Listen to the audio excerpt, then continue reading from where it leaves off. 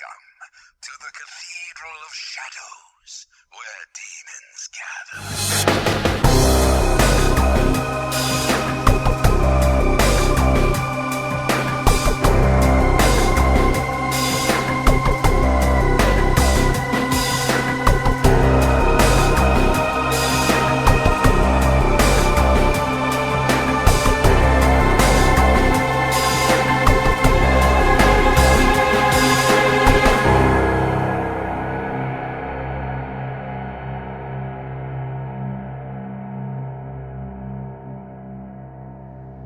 Hello everyone, welcome to the Cathedral of Shadows, a Megami Tensei Podcast. I'm Rasen, I'm Katsu.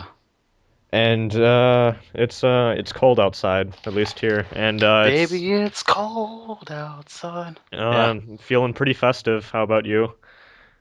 Yeah, it's been cold here too. You're on break now, right? No. Oh, haha, that sucks. I got done Friday, so I've been relaxing and just fuck finals week. That Chilling literally out, the maxing, worst. relaxing, all cool. Yeah, I I don't live in West Philadelphia, unfortunately, but Uh, yeah, it's just been nice, and I'm finally getting some time to sit down and play video games and actually record podcasts, which we haven't done one, I think, in like half a month now. We've been kind of slowing down because school sucks, but yeah. hey, we're still here, we're still alive, we're gonna do it. We're gonna do the thing. You have any fun holiday plans? No. No, I'm going Um, with the yeah. with the gal to the resort rather tomorrow, and that's fun stuff. And yeah, actually, I guess I can segue right into SMT stuff. So Yeah. I think I So, mentioned last time she was like I gave her my copy of SMT4, yeah. and she gets a hold of me, and like I haven't talked to her about in forever, and I don't really think she likes using guides for games, but she's hmm like, so do you get a different ending if you go with Walter, or? And I'm like, somehow I gave her the game and explained everything to her except for the alignment thing. And I That's was something like, they need to figure out on their own. yeah, and apparently my girlfriend is chaotic, so yeah, that's You need to introduce her to the wondrous side of neutrality. and I was just like shocked because I'm like, how the fuck did I like forget to explain that? So yeah, I just had to explain to her like, oh, there's another ending other than the one with Walter and Jonathan. You can get, neutral with Isabeau and all that, and it was fun. But yeah, that was just like a fun experience with me. Just you know me, I like getting people into SMT and stuff like that, and like talking to them about it and all that. So that was really cool. I guess on my own personal thing, I've been playing Kyoyaku, and that's been interesting. I'm almost done with the game now. I'm on the second to final area of the game. There's like hmm six. I think I'm almost to the boss of that area, so I'm a couple hours away from beating it. And boy, I have some thoughts about that game because Yeah, some serious thoughts. it's kind of rough.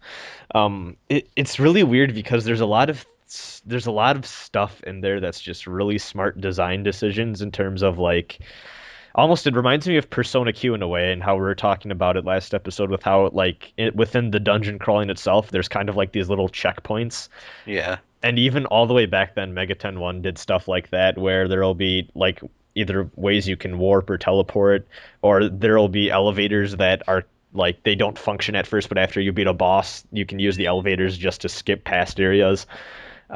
Really, really fun stuff there. And also just the fact, at least in Kyoyaku, I don't think this is true for the original.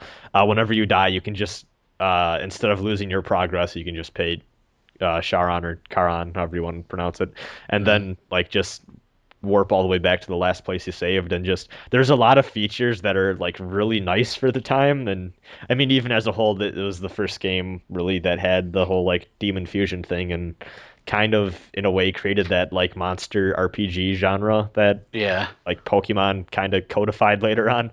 Um, That Pokemon stole. yeah. Oh, yeah. Well, even before, like, it was funny because like it was always kind of a thing with Mega 10, but it didn't really get huge until fucking Dragon Quest V did it, and then Pokemon Red and Blue came out too, or I guess Red and Green technically, but whatever. Um, But yeah, it's been fun. Just I can't say it's a game for everyone. If you it's weird because I know there's a lot of people that are like, oh, I got into it or whatever, and I thought it was like I more thought it was play. good. I thought it was more playable than SMT1. Is I think I saw that a lot, but like I think this is the reverse of SMT1, where I think Kyoyaku gets less accessible and less like I don't know. I feel like Kyoyaku gets harder the further you go in, where SMT1 past a point the game becomes a joke. Um, like SMT1 at its worst towards the late game is just obnoxious, and then this game gets pretty rough at some points, especially in the area I'm in now. There are enemies that unless you cast Tetraja at like the first turn of every random battle, you're probably going to lose a level. Like Wow. actually lose a level and a stat point, and it's so fucking frustrating. Um, but yeah, I'm going through it and I'm doing it, and it's I enjoy it overall. It's just it's old. You need to forgive it a little bit for being kind of Being a a relic. grumpy old man. Yeah. Yeah, so yeah, I'm gonna kill Lucifer in that at some point, and then yay, win the game, and then I'll focus more on Persona Q and Strange Journey, which I've kind of been poking at recently, but I want to focus on Q Yaku. I want to get Q Yaku done by the end of the year. It's what I'm focusing on right now in terms of my game and stuff. So yeah, have you been playing anything or no? I've been playing some Kingdom Hearts HD 2.5 Remix. I've been playing Persona Q every now and then. It's starting. Persona Q was starting to burn me out recently. I've Ever heard that since I from some got to the people. fourth like when you get to the fourth labyrinth, you just start feeling so burnt out because it's so long. It's really long and dragged out, and it's not even the random encounters. It's just like the mechanics just they just wear on you.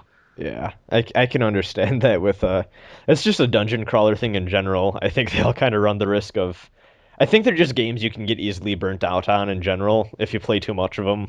And Yeah. like it's only been like less than a month, like half a month since that game came out.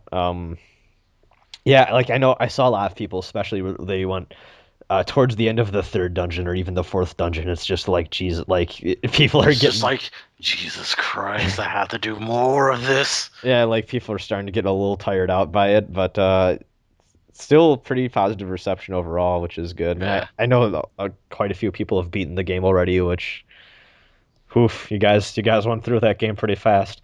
Um, but yeah, I plan on playing more of that when I get done with Kyoyaku. Fun game indeed. Oh shit, I guess I might as well throw this in here now. Ultimax spoilers are fair game now.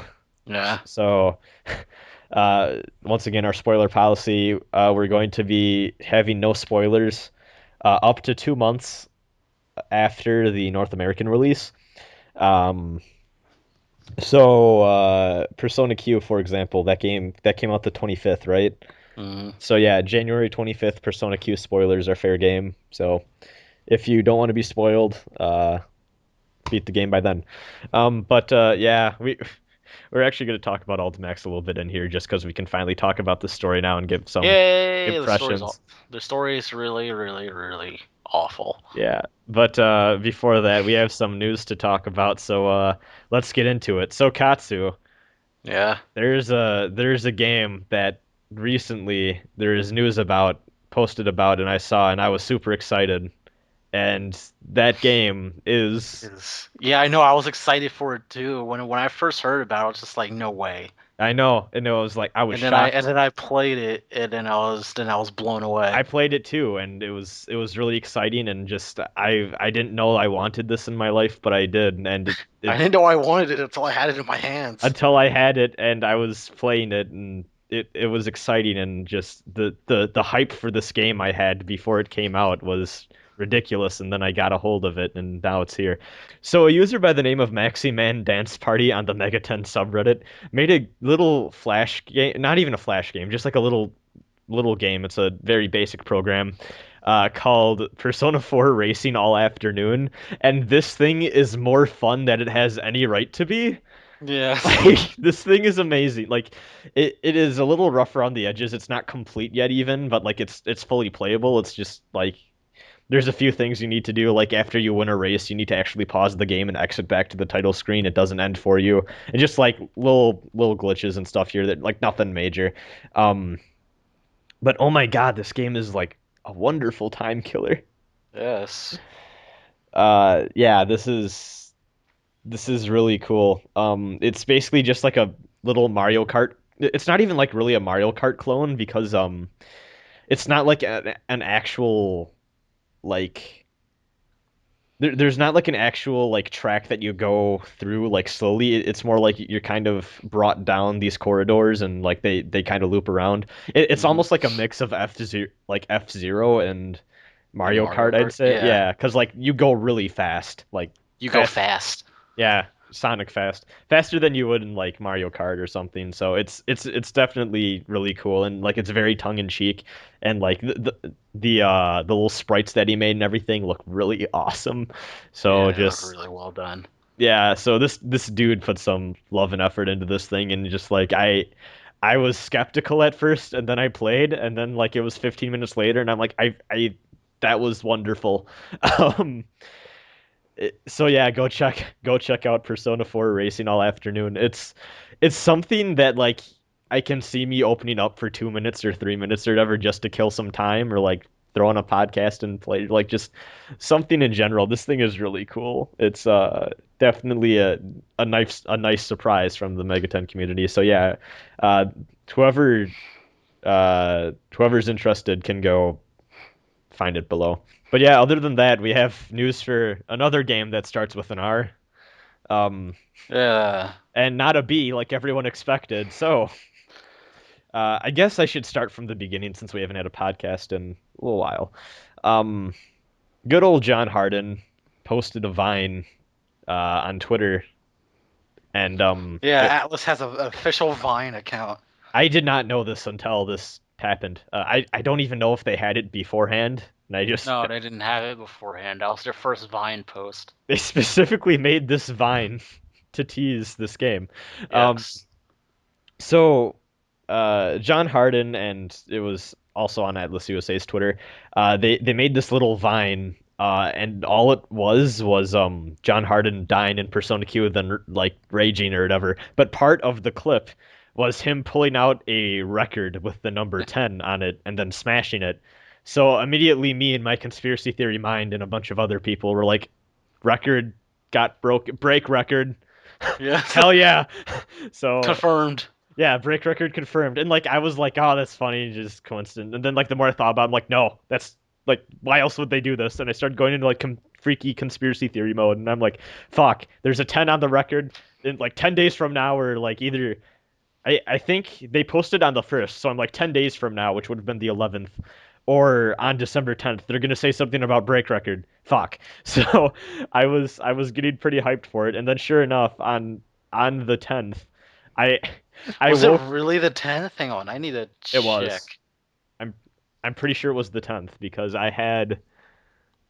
Yeah, it was on the 10th. Jesus Christ. I know this because I woke up because I had to wake up early to prepare for like a final presentation thing I had to do, and just my Twitter was blowing up, and I'm like, what the hell? And everyone's like, Rasen, did you see? And I'm like, oh, well, like before I even saw what it was, like I'm just like, oh, it's Devil Survivor 2 because why else is everyone and their mother trying to contact me?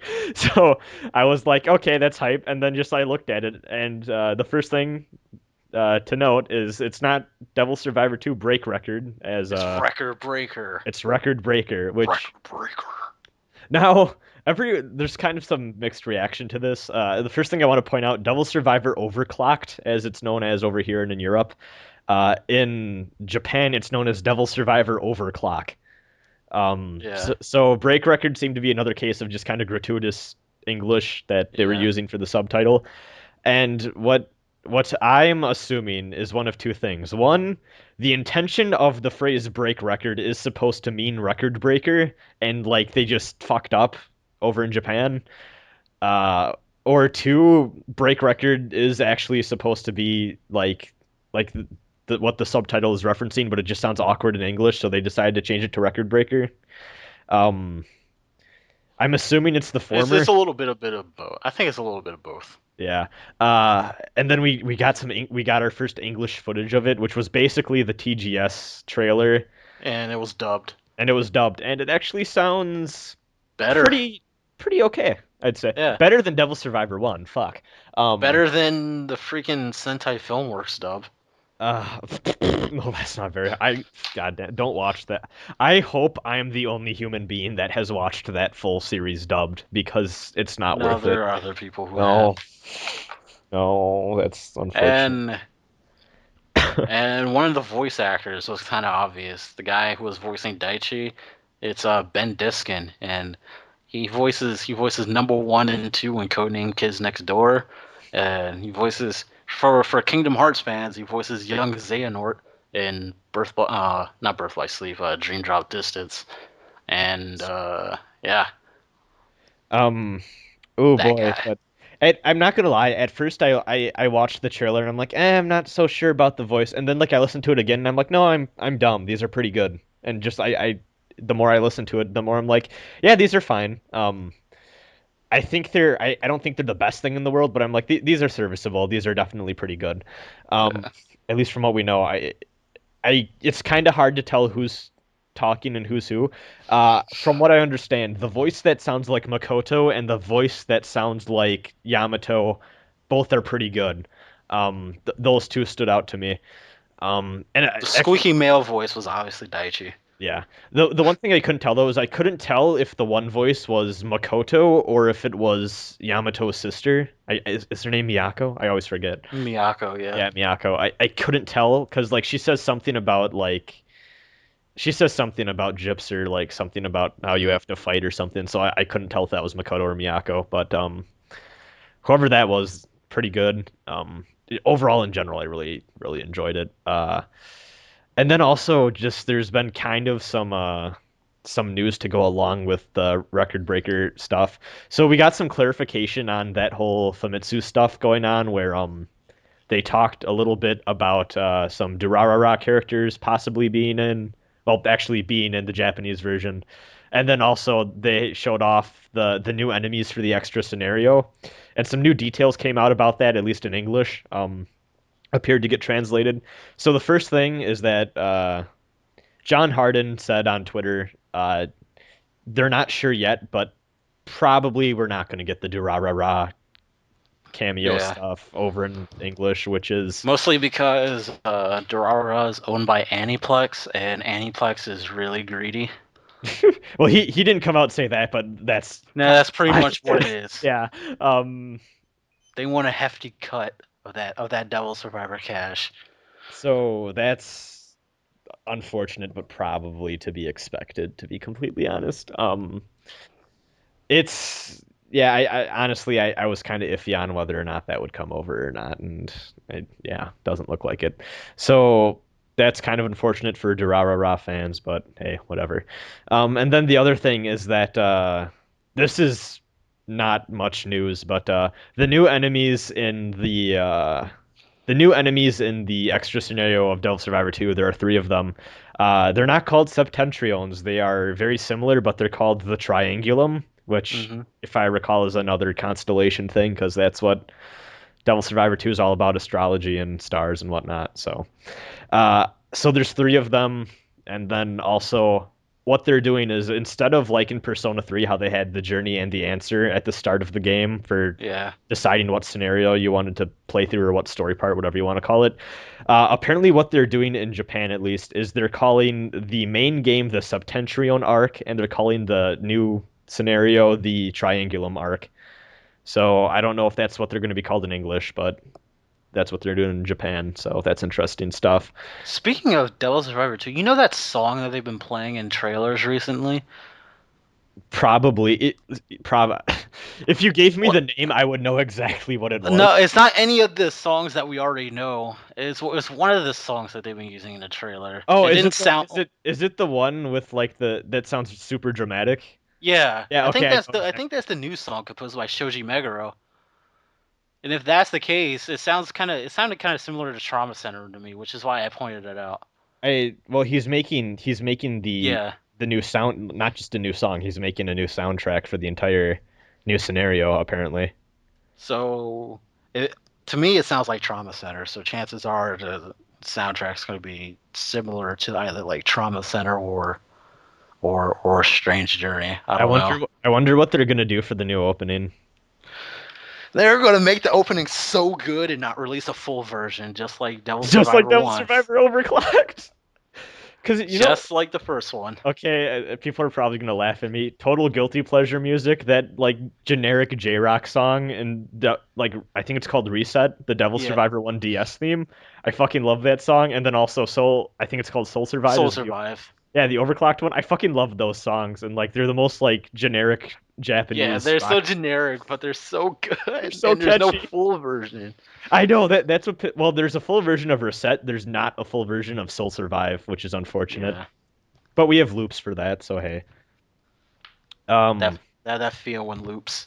yeah. I have some like story stuff I kind of want to talk about with Devil Survivor 2, but like I don't know if I should because I know a lot of people that are like, "Hey, I haven't played Devil Survivor 2 yet because I knew the 3DS version was gonna come." Uh, Yeah, we should probably hold off. yeah, all I wanted to say is I think I understand where Record Breaker comes from in context of the game, but like I don't want to ruin anything for anyone, so I guess I'll just not talk about that for now. Um, but hey, I guess we have other news we can talk about. So before I spoil anything, let's segue on. We talked about this a little bit, but there's some more stuff with that. Persona concert stuff happening. Night of the Phantom, this one is called, and Night of the Phantom, eh? that sounds really spooky. Um, Night of the Phantom Blood, but what's going on with this now is, well, originally this was announced, we touched on it last episode, and it definitely seemed very Persona 5 themed, with the color scheme being red and black, and also on the Yeah. teaser site there was a countdown, and the fives appeared in the countdown first whenever you loaded the screen up. So just, kind of Persona Red 5 flags. references. Yeah, exactly. Red flags, hey, no. Hey. Then they released some key artwork with Minato and Narukami in the P5 MC. Yeah, yeah, And they they had did. and they had masks, which led people to believe that maybe summoning personas in P5 would have to do with the masks. I don't know because like the mask thing is a motif that kind of goes Yeah. back to Persona 2 as well, because like a lot of art has Tatsuya with the mask too. Yeah. And even I think Persona 1 with Persona 1 there's a few pieces of art. So like that's just kind of a Persona thing. Um I don't know. That'd be interesting, but yeah, they're definitely teasing Persona 5 because like that artwork totally has the Persona 5 main character. His back is to the screen, but we've already seen his face before, so hey. Yeah. Um and it's pretty interesting. Also, I have to laugh. There are still people that are like, "Oh, Oh my god, the Persona 1 and 2." there's this one guy on NeoGaf who was like so upset at the fact that P5 MC has glasses for some reason. Did Oh. you see that Oh, post? yeah, I think I did. I think I did. Yeah. Was He he was the one who like unironically was calling it, like, I'm not even going to use the words because it's kind of offensive, but like he was saying some hard shit about like I don't want to play as this glasses wearing wimp. Yeah. It was I God, want to play as a big brawny dude. it's like what What a God, dumbass. I know. People are stupid. Um God damn it. But like yeah, just stay tuned for more stuff. Yes, please look forward to it. Hi. I'm assuming we're gonna get either at this concert, I feel like they're gonna play maybe like the opening theme, or even if we got, let's hope, another trailer or just gameplay news or something. We're gonna get something. Yeah, we're gonna get something at that music concert. We know how Atlus likes to do things really obtuse. Like my thing is like I would fucking love if what they do is they're just like about to wrap up and it seems like it's the end, then they're like, hey, there's more, and then they play like the opening, like Lotus Juicer. Well, actually, Lotus Juicer said that he hasn't even been contacted for P5, so Yeah, but he might have just whatever been lying. whatever musical talent they have lined up, I imagine just them coming out and being like, "Hey, here's the Persona 5 opening theme," or like something that'd be cool. Just surprising everyone. Um, Yeah, I could see that happening too. I don't know if Lotus Juice is like. I have a feeling he's not going to be around because like He just did Persona Q, and I almost wonder if that was a thing like, hey, you're not in Persona 5, but want to do this other Yeah. project we have, or and also he did stuff for Ultimax and all that, so he's been around. So Yeah. and he has that fucking amazing song that is the only good thing from Golden the animation. Holy shit, that Ying Yang song. It's Yeah. The only good song from Golden, the animation. that song is great. Um, Oof, I love that song. But who knows what's gonna happen with all that? I guess in terms of other Persona 5 news, though, the PlayStation Experience event was around, and news. Yeah, Persona 5 was there, and they pretty Oh much yeah, said that the rest of the world is getting the PS4 version. yeah. Uh, That was all I expected. yeah, that's pretty much what I expected. Atlus USA was like, hey, we're going to bring the PS4 version here too in 2015, so don't feel left out. That was really it. It was just like a brief mention, and like people were really expecting a lot from this. We're expecting a new trailer, gameplay. So you know what I love is that um, as soon as that happened that morning, Yeah, we got the TGS trailer, like the English version of the TGS trailer up on Atlus USA's YouTube, and everyone was just like so mad, like why'd you re-upload that? Like this is old and all that. It's like no, this is like the North American version of the. Ugh, people are stupid. oh Um, man, don't you just love Persona fans? it's weird. It's not great sometimes, but just like people in general were really upset and it wasn't great. But like the one thing I want to point out though is technically we all knew it was coming, but the Persona 4 version of Persona 5 no. Um the PlayStation 4 version of Persona 5 was not technically announced anywhere outside of Japan before that event. We Yeah, all knew it was coming, but that was the point of that. But yeah, people had really high expectations for some reason. Like I really I don't understand why in the because first place. it's a Western event in the first place, and that's yeah, I don't know. Like they're not gonna show up. Expecting new stuff of a Japanese game at a Western thing.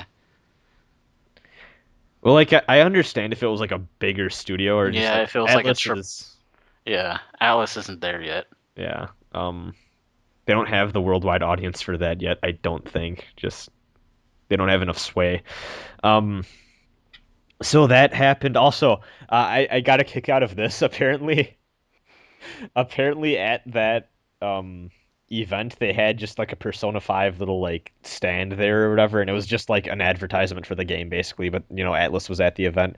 I think John Harden tweeted something like there was a guy going through all of the little demo PS3s they had up for their other games, and it was Yeah. scrolling around like through the cross media bar and was looking for a Persona 5 playable demo, Mm. which is fucking hilarious. I don't know what the hell that guy was expecting. Um, so yeah, I guess that's really it for that. Well, I guess somewhat related to this is since the PlayStation Experience event was part of that whole PlayStation 20th anniversary thing, uh, there was a basically this was from a I think I don't know what exactly this is, but the Dengeki PlayStation 20th anniversary Yeah. edition. I think that's a magazine. Don't Yeah, the Dengeki is a magazine in Japan. Okay. They interviewed a lot of developers involved with Sony stuff over the course of the past 20 years, just about stuff they wanted to say in general.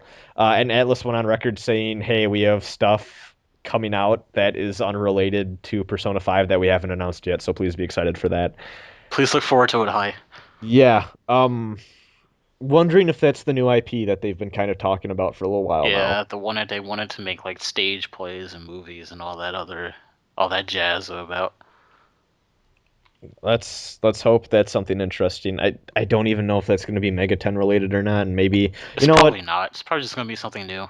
I'm down with that. Like it's something fresh, you know. Yeah. It could be exciting. So, um I mean Mega 10 has gotten Who was the one who said that anyway? I think that was actually Shoji Meguro.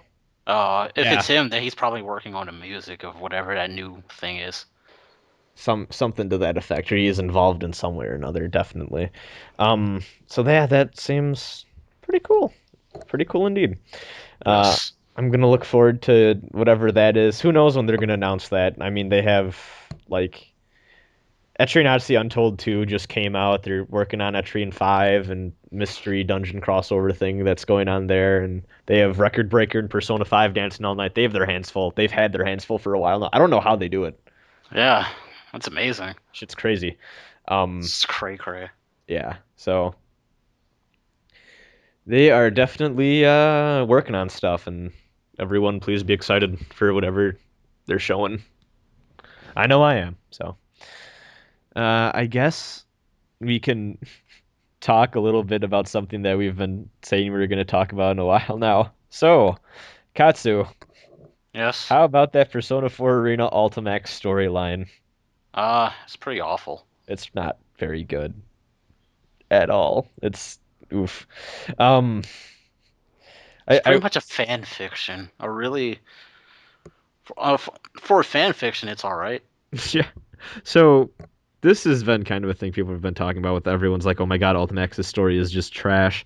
And my first reply to that is like, it's a fighting game, and like Yeah. I didn't expect much more. Fighting games generally don't have good stories. No, they really don't. And even like people are like, oh, but Blaze Blue has this amazing like, No, it's no, not. it's just anime It's not. garbage. It's literally anime garbage with time travel and massive plot holes that can probably like fill. You could probably like fill the U.S. national debt with it. It's It's that bad. yeah. So like. I had my expectations kind of low, and I mean even Arena's story wasn't anything super special in my opinion. Um, I don't even know where to start. Well, I guess we can just say, well, this is one thing I want to start about.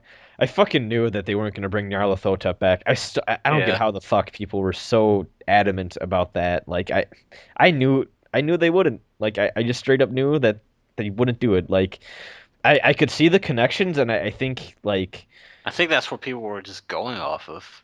like I can see the like connections and just like kind of the hints here and there and all that, but like I was like, eh, at the same time I'm like that sounds too. I don't want to too say. good to be true. I was about to say I don't want to say it sounds too good to be true, but yeah, like that's kind of the impression I was going off of. Like that sounds too smart for this. I don't know. I just have a feeling they don't want to touch that entire plot line anymore. Like I was kind of surprised that people were thinking it was going to be gnarly again. So sure enough, It wasn't. It was just generic anime villain number 4,323. it was Hito Kagetsuchi, which I think is hilarious because Nocturne. But Yeah. okay, so this is the other thing: is it almost is like shit. We need a villain. Who's Hey, let's take related? something from Nocturne. No, I don't even think that. I don't even think they thought about Nocturne at all. They're just like, hey, Japanese mythology. Fuck, Hino Kagetsuchi. Hey, there we go. Got a villain. Like, Hey. it was so uninspired, and it's just like we need someone related to Izanami and Izanagi. Fuck, Hino Kagetsuchi. We did it. Yay, make a game. Um, and that happened. Like, also like. What was Hino Kagetsuchi's motive again? It was something like I am the manifestation of Item man's desire for solitude. yeah, that was oof. And like that's fine if you do something like Persona 3 or Persona 4 where you really flesh it out and the entire game is about that and you explore that, but like Yeah. the He was just there. yeah, and like the only real exploration of solitude that you really get is show, and His show is show and like shows pretty much. I think Adachi said it best. He just thinks the world hates him because someone didn't treat him right. yeah, it's show's character is not incredibly strong. Like they No. also, well, first of all, I think my problem with it is he feels very, very One original. dimensional. Not just that, he feels very original character. Do not steal, and the fact that the writers felt just like they felt the need to just link him in with Persona 3 and 4. So they create this elaborate backstory for him where they're like, hey, he was actually kind of around with the Kutsuki and like doing stuff, and then he escaped, and then he was a little bit off screen and to the left and watching the Persona 4 cast throughout the entire game, which I thought was hilarious. OC, do not steal. Yeah, like, and then he has like his design doesn't help much, honestly, with that either, with like the whole That scar and the serrated swords. and the split personality thing was not done super interestingly, and like that, I don't know why, but that came off to me as like something from a fan fiction too, where it's like, oh, I have this like split personality, and one side is like super goofy, and the other is like violent and Violent and serious and has a persona. yeah, it was just really weird. And The more I think of it, the more it really is something out of a fan fiction. You could just change show's name to every generic fan fiction character, and it just fits so perfectly. like it wasn't very good. Like the Persona 3 cast came back and like their stuff was like fun and all of that, but even then like nothing interesting really happens with them either. Uh for some reason everyone is super best friends with like Adachi now. Yeah, Like everyone's super best everyone's friends with Adachi because Adachi literally put the entire team on his back. it's In the Persona 3 story, he like defeats hordes of shadows all by himself. it's like they're just fine. It's like, oh, this misogynistic like attempted rapist Misogynistic and murderer. sociopath. Yeah, sociopath dude that has like no redeeming qualities in a way. No, Is no. helping us, so Yeah. yeah, we're just gonna let him be. It's like never mind the fact he killed a shit ton of people because he was bored and like tried to what seemed to heavily imply to be rape two people. Just like, hey, let's forget about all of that, and he's our Have friend now, and it's like, yeah. oh, okay, okay, Narukami. Um, oh my god, that was dumb. I don't know why, just like the idea of like Narukami and Adachi teaming up to just like It was beat so Yuno fan Kagetsu. fictiony, but I ate it up for some. I ate it up. It was really stupid. It was so fan fictiony, but I couldn't help but eat it up. I thought it was really cool. Uh, I guess we should take the time to explain. Me and Katsu both really fucking love Ultimax, but it's more so as a fighting game and like the gameplay, and not so Yeah, much for and the not story. Ultimax is still a pretty fucking great game though, like definitely up there. Just yeah, that story was not. Also, the fucking thing at the end where like Sho was like getting all cute with Narukami there and is like, the only way I can make friends is if I attack If I people. fight people. If I try to God. kill them, and it's like, well, that's like I would have sat down and be like, well, shit, dude, I think you need to go see a psychiatrist. Like that's a fucking problem. But like Narukami's like, you can attempt to kill me anytime you want. I'm like, really? Like, are you sure you want to deal with that into your like 50s, 60s? Like, I'm sure that would get old after a while. The repeated assassination attempts for the sake of having a friend, was really, really weird. And also the whole thing with his scars glowing blue, like, oh, fuck off, that was dumb. That was, Uh, that was it, stupid. I know we were going to have an entire podcast like breaking down the thing, and like I was playing I don't through. have the energy to do that. I was playing through Ultimax in preparation for that, and I just hit up Katsu. I'm like, we can't do this. Like, this is too stupid. Like, this plot is too stupid to have an entire podcast dedicated to. Like, I can't do it. I can't. It's too much suffering. Yeah, Ultimax story isn't great, but I think it's just a case of like, hey, it's a dumb fighting game thing, so fuck it, just make it fan servicey for the sake of it. And I feel like I, I it's weird because I feel like a thing where Persona Q is really fan servicey and in some regards really dumb, but like at the same time, I feel Plot's like better than Ultimax's. I feel like the problem with something about Ultimax, like it just doesn't work. And I feel like part of it is because they try so heavily to link it back to 3 and 4 and just in general it feels just more fake or forced. Like it feels like a Dirge of Yeah. Cerberus type of thing. Like if that makes sense for people, or like Advent Children, where like it feels like it's trying so hard to link back to the source material and not be its own thing that like the serious parts of it just fall completely like flat for It's me. like they had to make it canon, or else nobody would buy it.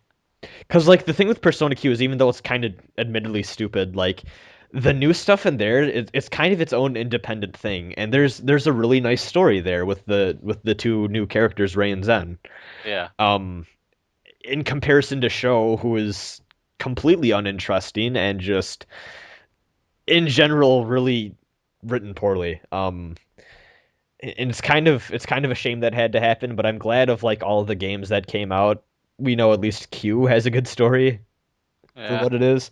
Um, Man, I'm gonna laugh my ass off if Dancing All Night has a better story than Ultimax, though. Like that would be the best thing ever. What if it does? I'd be like, oh my god, I feel so bad for the Ultimax writers. That would be that would be wonderful. And like even I didn't have high expectations of it, but just going through it, I was just like, this is not the best writing Atlus has done. Um, but This hey, is actually some of the worst writing they've done like in a long time. my whole thing with it is like just ignore it. Like you don't Yeah. just pretend it's not there. Every franchise eventually has that installment that like the story is like it's just inevitable with video games. Just ignore it and try not to think about it too hard, or else you'll just get more angry. And hey, so yeah, Ultimax's plot not super great, but hey, what are you gonna do? First of all, it's a fighting game, and first and foremost, they should have focused on the gameplay, which they did, and I don't think anyone can fault them for that because that's the driving point of any fighting game is the gameplay and the balancing and the competitive aspects, which it makes sense for the story not to be the strong point of the game. And as a fighting game, Ultimax is really fucking amazing. It truly is. Uh, like I love Ultimax. I wish I had more time just so I could play it more and just get more serious with it than I can now. Um, Really great game, but yeah, that plot was not a strong point. Any closing comments, or are we good? I'm good. Okay. I guess then we can segue right into the emails. So here, let me look through some. So this one's from Brandon. And he says, "Hey folks, I hope everyone participating in the podcast is having a good day. I became a fan very recently, and you guys seem like a cool hub of the Western Megaton community. I hope the show grows as well. Thank you." Um, he says, "My question is, speaking as objectively as possible, what Megaton game would you genuinely consider a work of art, and why?" Um, Hmm. hmm, like I want to say Nocturne just because I feel like everything about that game feels very poetic in a way. I don't know why. Yeah, I feel the same. It feels very Paradise Lost Yeah. in a lot of ways. It's kind of, especially if you go true demon ending, it almost has like that feeling of like a ancient epic poem of just like like a tragedy of like a fall from grace sort of thing. Though I would say Nocturne is very ambiguous, as if it is actually a fall from grace or ascension Ascension. to freedom type of thing. Like it's not very clear, especially given the morality of the SMT series, if a cycle of like oppression is being like broken and like it's a feeling of liberation, or if the main character is kind of just succumbing to evil. Um, but yeah, I'd say Nocturne just because everything about that game is it's very minimalistic and I don't know, just it feels oddly It's up to a poetic. lot of interpretation. Yeah. It feels very literary Yeah. compared to a lot of JRPGs. Um, and then I guess with that, he says, with that being said, I appreciate your answer and I eagerly await the next episode of the show. Stay cool, yo. You stay cool too. Yes. Uh, okay. Let us move on to the next question. So I feel like we get this somewhat a lot, but not this in particular. Um, So this is from John. He wants to know what like if we had to decide what the next Megaton game to be released, like outside of like Break Record, Persona 5, all that, what subseries would we want it in? Just like immediate next one. There aren't any that I want at the moment. Maybe a new Devil Summoner, but that's about it. Like a new Devil Summoner would be cool, or just even like a new sub-series. He says too would like in Yeah, email. He says I'd like rather a have new sub-series would be cool. sub-series. I think so too. So Atlus kind of does their shit in twos. So if you pay attention to it, um, at least in terms of like the sub-series stuff they do, we had two Persona 1 and Persona 2 are their own very particular style of game. There's two of those, I guess technically three, but hey, whatever. One of those, I feel like one of those, it was just like the story was so long, you kind of need to break it into two, and there's a very obvious breaking point in that narrative. Same with Digital Devil Saga. That's two games, two arena games. Persona 3, Persona 4 are their own kind of style, and those were two games. Devil Summoner 1 and Soul Hackers are kind of like different from the Raito games. There's two of each of those. Two Raito games, of course. Just like there's two Majin Tensei, like that sort of thing. Like they tend to like to do that with projects. And I feel like they're kind of good. Like they have their ground covered. So like it's the only other thing is like Persona Q. Like I could see them doing a Persona Q 2 somewhere down the line, but like we just had the first Persona Q come out not too long ago, so Yeah. I'd say yeah, just go for a new sub-series, man. Like I would I would go for that. Um I don't know what they do or what it'd be about, but like hey, it'd be a nice breath of fresh air. Yeah. Um all right, so that was from John. Thanks a lot, man. This one is from Chris, and he says, "Hey, Rasen, my name is Chris, and this is my first time writing in, and I'm a new-ish listener. Started last week, actually, but I found your account through looking up videos on Megaton as a whole for my project in college, which leads to my major question that I have thought of through my personal discovery of your series. What lessons has the SMT series taught you that could be applied to real situations, or have you ever used SMT-related things in a project or research paper before? I'm personally writing in my Japanese literature class how the West has changed Japan through their interactions during the early 1900s, and I'm using video games from SMT as a primary argument on how many SMT games take up qualities that are unique to them compared to other JRPGs, but also compared to some American-made RPGs that have similar qualities. Um, he's talking about this in terms of tropes, idioms, types of story, topics brought up, etc., etc. Um, and he says, anyways, thanks for reading the email. As far as like school projects go, I haven't, to my knowledge, used Mega 10 ever for anything. So I wrote a guide on how to be Margaret for one of my college papers. Well, before I transferred, and I got a 100 on it too. that's. Please explain that. I'm curious. Like, was it just Yeah, it was. I just wrote up a guide on. what was the assignment?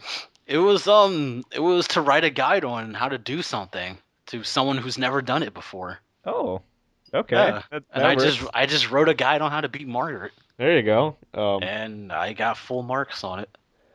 As for what I use from Megaton and life lessons, pretty much the whole thing about how the choices you make don't reflect on just you. They influence people around you and how they see you, etc. The or is the SMT4 SMT4 opening narration says the choices that you make will now make a new world. Yes. That voice acting is amazing. Um, It I wonder who that guy is. was Jamieson Price. Oh, okay. So, like, I guess the thing I just took away from SMT as a whole is just like self-moderation is key, is I think a real thing, and just also just factionalism as a whole is kind of just part of human nature that can go well when untouched and unmoderated. Like factionalism and groupthink as a whole leads to extremism, which leads to more often than not conflict, and it's not a good day for anyone. And generally, just be careful with what you do in regards to that, and make sure you never go too overboard with anything that you do. Like I think one thing even that I really enjoy in general is in Persona 2, there's kind of a whole thing that a lot of the stuff with like the Nazi symbolism in that game has to do with the fact that The Nazis are supposed to be symbolic of like the evil that humans do in groups, one kind of left to their own devices, and like when Yeah. groupthink kind of takes over, and people kind of stop thinking about what they're actually doing, and they're just doing their job, or they're fighting for what they They're believe in for the sake following of it. they're following the crowd and the hive mind effect. Yeah, just like make sure you know what you're doing, and like take a step back and reassess, and like factionalism isn't necessarily bad in every situation because you need factions and you need groups for everything, but don't go too overboard, and like at the same time be respectful of other people, and Don't go overboard, be respectful, keep an open mind. don't oppress, I think, is a Don't big thing too. oppress and express doubt towards your own faction. Yeah, just don't. Yeah, Doubt isn't necessarily a bad thing. It can help you believe in them even stronger if that you that doubt. that was actually a thing. Like, I can't remember who told me this, but like, I had one. I can't remember who. I think it was either a professor or a high school teacher that said something like the number one strengthener of any ideology or philosophy is doubt, Yes. and that always stuck with me. Yeah, like for some of the younger listeners in our audience, think a little bit about, as you get older, just the stuff that you've learned to have been taught by parents, and just overall your hometown culture or whatever you want to call it, and decide if you actually believe in it or not. And if you don't, Yes. a lot of times that's okay, because one thing I think that is a major problem just in general with people Is is that like people don't doubt these days. just in general, like I feel like a problem is a lot of people just grow up with like stuff that's instilled with them, and then they don't Yeah. ever They challenge don't or ever think for challenge it. themselves. They don't doubt what they've learned. Like, and like, that's kind of an important part about finding your own identity in life too, is it's like Fi- what do I Finding actually your own believe? identity and just growing up in general. Yeah, just figure out what you like. I think that's just a key thing in general with SMT. Figure out what you believe, and don't let other people decide what to believe for you, type of thing. Like Yes. you're an individual, and like have enough respect for yourself to decide that, that sort of thing. So yeah, that was a good question. That led to a good conversation. Yeah. Fuck. Um, okay, and then I guess uh we can go for one more. And actually, you know what? Here for our last one, I'm going to answer a shit ton of people at once. We don't know what we're gonna do for episode 40 or episode 50 yet, rather. Yeah. We don't know. Yeah. So So stop anyone, asking. if anyone has any ideas that Please look forward to it high. if anyone has any ideas for what to do for episode 50, maybe let us know, because I don't have any idea. I really don't know what to do for 50. Like, I don't have anything special planned. Katsu doesn't, like, we don't fucking know. Uh, So if you have ideas, maybe throw them our way, and hey, that would be cool. But yeah, I don't know. Look forward to episode 50. I think is this 48? Holy shit. yeah. We're getting close. So yeah, we're definitely gonna do something or other with that, though. It'll be a cool, fun time. Big milestone for COS here. So yeah, I hope everyone has a good rest of the day, I guess, because I think we're done. So Yeah. We're done here. yeah, you all have fun with that. So bye. Bye. Like the sun is bright, like the pulse whenever it's dark. You keep